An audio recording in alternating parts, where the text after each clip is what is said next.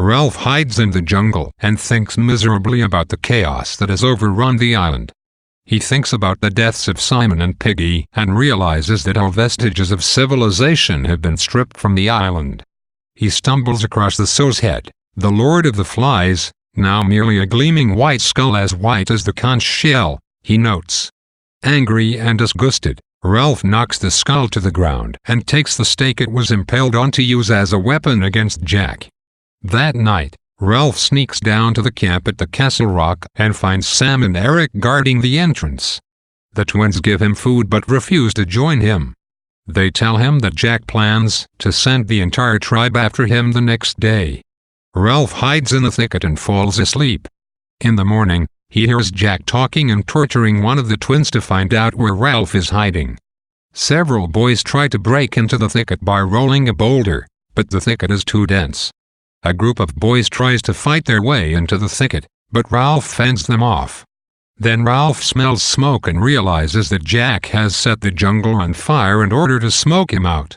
Ralph abandons his hiding place and fights his way past Jack and a group of his hunters. Chased by a group of body-painted warrior boys wielding sharp wooden spears, Ralph plunges frantically through the undergrowth, looking for a place to hide. At last, he ends up on the beach, where he collapses in exhaustion, his pursuers close behind. Suddenly, Ralph looks up to see a naval officer standing over him. The officer tells the boy that his ship has come to the island after seeing the blazing fire in the jungle. Jack's hunters reach the beach and stop in their tracks upon seeing the officer. The officer matter-of-factly assumes the boys are up to, as he puts it, fun and games. When he learns what has happened on the island, the officer is reproachful. How could this group of boys, he asks in English, boys at that, have lost all reverence for the rules of civilization in so short a time? For his part, Ralph is overwhelmed by the knowledge that he has been rescued, that he will escape the island after coming so close to a violent death. He begins to sob, as do the other boys. Moved and embarrassed, the naval officer turns his back so that the boys may regain their composure. After Ralph's tense, exciting stand against the hunters, the ending of Lord of the Flies is rife with irony. Ralph had thought the signal fire, a symbol of civilization, was the only way to lure rescuers to the island.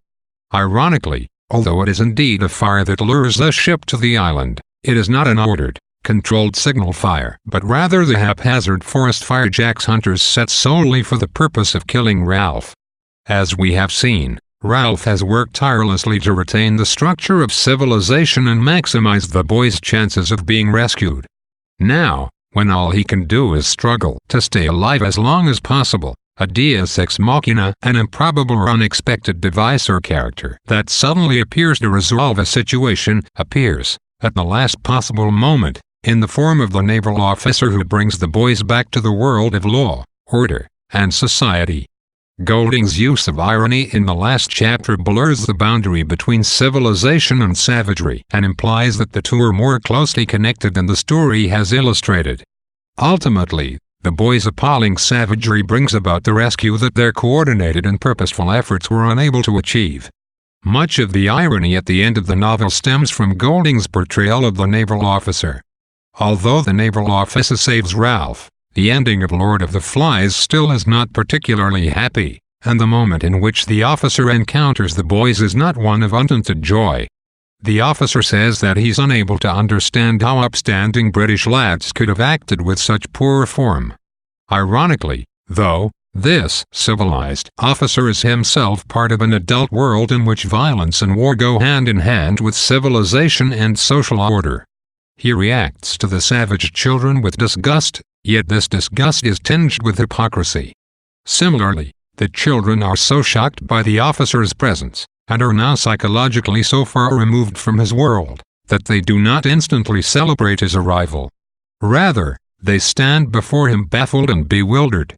Even Ralph, whose life has literally been saved by the presence of the ship, weeps tears of grief rather than joy. For Ralph, as for the other boys, nothing can ever be as it was before coming to the island of the Lord of the Flies.